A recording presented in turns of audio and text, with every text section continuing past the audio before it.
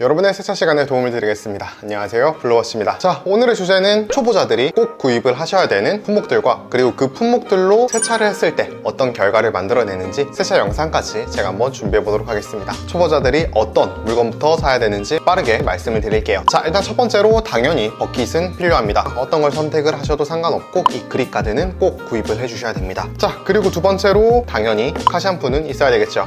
이 카샴푸도 희석 비율에 따라 다르겠지만 초보자분들께서 가장 쉽고 흔하게 접하실 수 있는 그런 카샴푸가 아닐까 해서 일단은 저는 이 제품을 사용을 하려고 하고요. 그리고 본 세차에 들어가면은 당연히 워시 미트나 패드는 꼭 있으셔야 됩니다. 세차장에 가보시면은 여러 가지 가격대들이 있으니까 여러분들이 원하시는 제품을 구입을 하시면 될 것 같아요. 이까지는 이제 세차에 관련되어 있는 물품입니다. 세차를 끝냈으면은 당연히 드라잉 타월은 있어야겠죠. 이 드라잉 타월은 크기나 그리고 재질, 종류에 따라서 가격이 천차만별이기 때문에 드라잉 타월도 마찬가지로 여러분들의 기호에 맞는 그런 제품을 선택을 하시면 됩니다. 그리고 마지막으로 물왁스입니다. 물왁스를 바르게 되면은 정말 도장면에 최소한의 그런 코팅을 형성을 해줌으로써 이제 차량 도장면 보호에 도움이 되니까 그래도 저는 마지막으로 꼭 물왁스 정도는 필요하다고 생각을 합니다. 너무 비싼 걸 구입을 하시게 되면은 성능은 좋지만 작업성이 조금 까다로운 그런 단점들이 있는 그런 물왁스들도 있기 때문에 조금 저렴한 가격부터 천천히 사용을 해보시면서 세차를 하시는 걸 추천드립니다.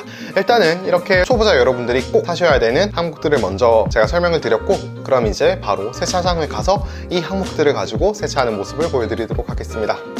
네, 이렇게 세차장에 도착을 했습니다. 혹시라도 실내 세차를 먼저 하시겠다 하시면은 드라잉존에 먼저 가셔가지고 실내 매트 청소라든지 아니면은 대시보드, 먼지 정리 이런 것들을 먼저 해주시면 되는데, 오늘은 제가 외부 세차에 관해서 여러분들께 말씀을 드릴 거기 때문에 바로 세차 베이로 일단은 차를 주차를 시켰습니다. 일단은 첫 번째로 먼저 베이에 이런 식으로 주차를 해주시면 됩니다.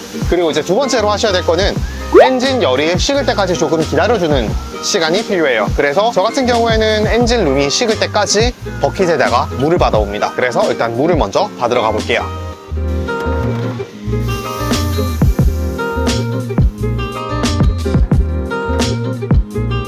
이렇게 버킷에다가 물을 채워왔습니다. 채울 때 준비를 해두었던 그립 가드는 일단은 뺀 상태로 샴푸를 먼저 넣어줄 겁니다. 얘를 먼저 태워줄게요. 엔진열을 식혀주시면서 준비는 이 정도까지만 해주시면 되고, 그리고 저는 돌리를 같이 겸해서 사용을 하고 있는데 오늘은 돌리를 사용하지 않고 세차를 한번 해보도록 하겠습니다. 일단 이제 바로 다음 스텝으로 넘어가 볼게요. 와이퍼라든지 이제 이런 것들을 세차를 하기 좋게 준비를 해뒀고, 이제 바로 고압수부터 뿌려주도록 하겠습니다. 진행을 하실 때 선이 차체에 닿지 않도록 그것만 유의해서 사용을 해주시면 돼요. 그리고 고압수를 뿌리는 방식은 위에서 아래로 뿌려주시면 됩니다. 고압수를 뿌리실 때 이런 식으로 뿌리시는 분들이 있어요. 이런 식으로 그냥 흩날리듯이 하시면 안 되고, 일정한 방향성을 가지고 빗자루로 쓸듯이 그런 식으로 해주시면 되고, 고압수와 차체 간의 간격은 약 한 20cm 그 정도라고 생각해 주시면 됩니다.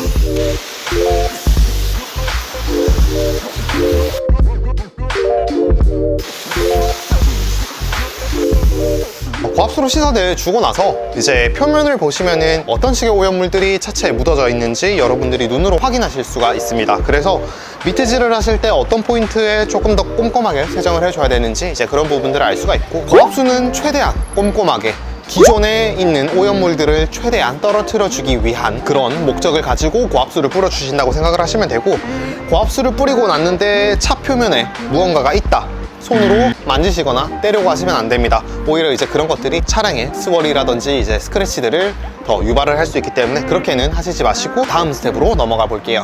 자, 이렇게 고압수를 다 끝내고 난 상태에서는 이제 여러분들이 하실 수 있는 게 두 가지가 있습니다. 바로 버킷 세차에 들어가셔도 되고, 내가 프리워시라는 걸 조금 더 해보고 싶다 라고 하시면은 알칼리나 산성 이런 케미컬을 이용하기도 하지만 세차장에 비치되어 있는 스노우폼, 이것 또한 프리워시입니다. 차체에 붙어있는 오염물들을 한 번 더 불리는 방식이기 때문에 차량에 오염도가 조금 있는 상태라고 하면은 저는 세차장에 있는 스노우폼이라도 한번 뿌려주시는 걸 추천드립니다. 그래서 지금은 저는 바로 미트질은 하진 않고 바로 스노우폼으로 한번 뿌려보도록 할게요. 스노우폼을 뿌릴 때 이런 식으로 트리거가 있어요. 꼭 당기신 상태에서 분사를 해주셔야지 여러분들이 원하시는, 여러분들이 영상에서 보셨던 그런 폼질을 얻으실 수가 있어요. 자, 스노우폼을 뿌릴 때 이런 식으로 조절이 안 된 상태에서는 일자로 나오는 경우들이 있습니다. 이런 경우에는 앞에 있는 이 노즐을 조금씩 돌려주시면은 이런 식으로 분사각을 조절하면서 원하시는 각도에 맞게끔 조절을 해주시면 되고, 그리고 스노우폼을 뿌리실 때는 멀리서 뿌려주시는 게 좋아요. 이런 식으로 가깝게 뿌리는 것보다는 넓은 면을 뿌려주시는 게 좋습니다.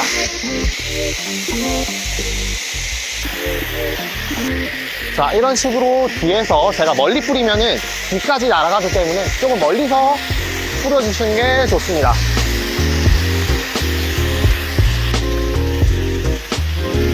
자, 제가 여러분들께 스노우폼을 뿌리는 방법에 대해서 말씀을 드렸는데, 뿌리시면서 여러분들이 거리를 조정을 해주시면 됩니다.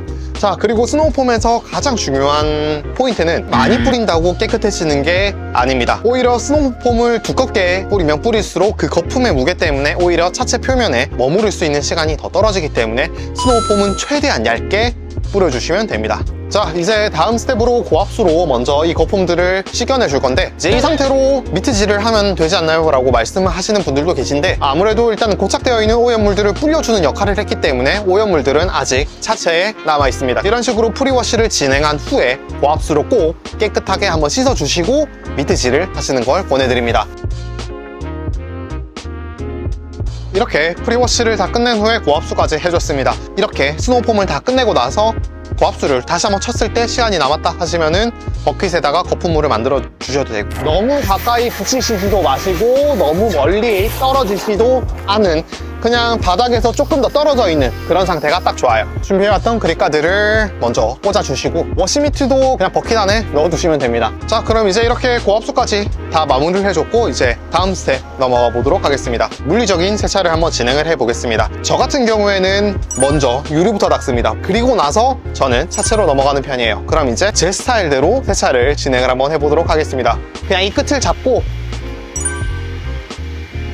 이 정도로만 해주셔도 충분합니다. 손에 잡고 압을 가해서 세차를 해주시는 게 아니라 이런 식으로 그냥 살랑살랑 해주시면 됩니다. 자, 그리고 이제 여기서 어느 정도 제가 문질러 줬다 라고 하시면은 오염물들이 충분히 떨어질 수 있도록 추가로 다른 미트 슬라이드를 사용하신다든지 그런 식으로 하셔서 하시면 됩니다. 오염물들을 털어내 주시고 이제 위에 있는 거품은 살짝 떠서 또 똑같이 해주시면 됩니다.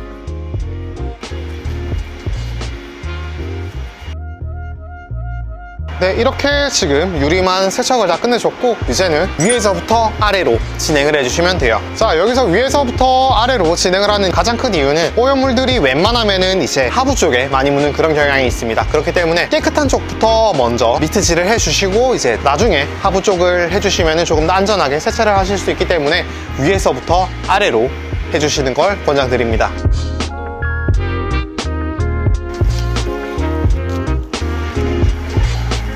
차체까지 다 해준 상태에서 휠은 세차를 하지 않나요? 라고 물어보실 수도 있어요. 그래서 세차 용품이 많이 없는 이제 세차 초보분들, 여러분들은 이제 휠 세차를 어떤 식으로 하면 좋은지 이런 다용도 타월을 준비를 해주시면 돼요. 이제 이 상태로 동일하게 거품물을 떠서 휠에다가 해주시면 됩니다.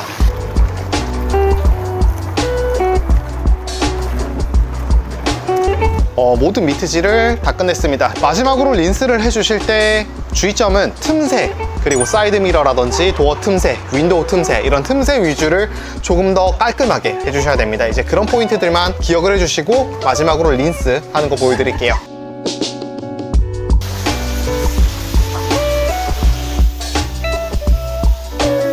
차체에 관한 세차가 끝이 났습니다.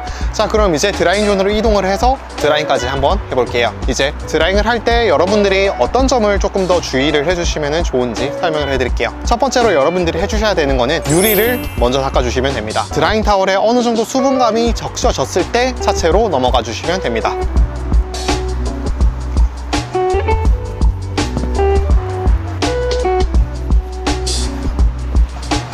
자, 이제 이런 식으로 모든 윈도우의 드라잉 끝났습니다. 자, 그럼 이제 차체로 바로 넘어갈게요. 차체를 드라잉 해주실 때도 동일한 방법으로 하시면 돼요. 넓은 면적으로 얘를 올려주시고 그대로 이런 식으로 당겨주시면 됩니다. 제가 즐겨하는 방법은 반을 접어서 양면으로 만듭니다. 이제 이 상태에서 하고 당기고 바로 던져서 양면을 다 같이 이용하는 이런 식으로 여러분들만의 방법을 만들어 주시는 것도 좋은 방법입니다. 자, 이어서 바로 옆면 보여드릴게요. 옆면은 당길 수가 없습니다. 그렇기 때문에 타올을 이런 식으로 접은 상태에서 그냥 옆에다 올려두고 두드리는 게 편하더라고요.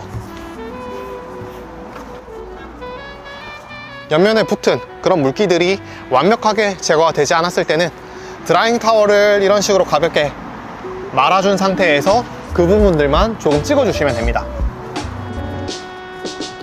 자, 이런 식으로 찍게 되면은 이제 남아있는 물기까지 전부 다 제거가 됩니다. 네, 자, 이렇게 차량에 드라잉까지 전부 다 맞춰줬습니다. 자, 이제 그러면은 마지막 LSP라고 불리는 무락스라든지 마지막으로 바르는 제품 시공을 한번 해볼게요. 일단은 다용도 타월을 준비를 하게 되면은 이제 이 다용도 타월도 건조한 상태입니다. 그렇기 때문에 먼저 버핑 타월에다가 얘를 조금 적셔주세요. 뿌려주시고 닦아주시면 됩니다. 이런 식으로 어느 정도 발렸다 라고 했을 때 뒷면을 이용해서 남은 케미컬들을 걷어주시면 됩니다. 타월에 물기가 적셔져 있고 했을 때는 이제 그때부터는 판에다가 바로 뿌려주시면 돼요. 뿌리실 때도 한 스팟에다가 이렇게 뿌리시지 마시고 가로로 넓게 뿌려주시면 됩니다. 그렇게 해야지 넓은 면에다가 케미컬을 고르게 분사를 할 수가 있고 케미컬도 조금 아낄 수 있는 그런 방법이기 때문에 이런 식으로 분사를 해주시면 돼요.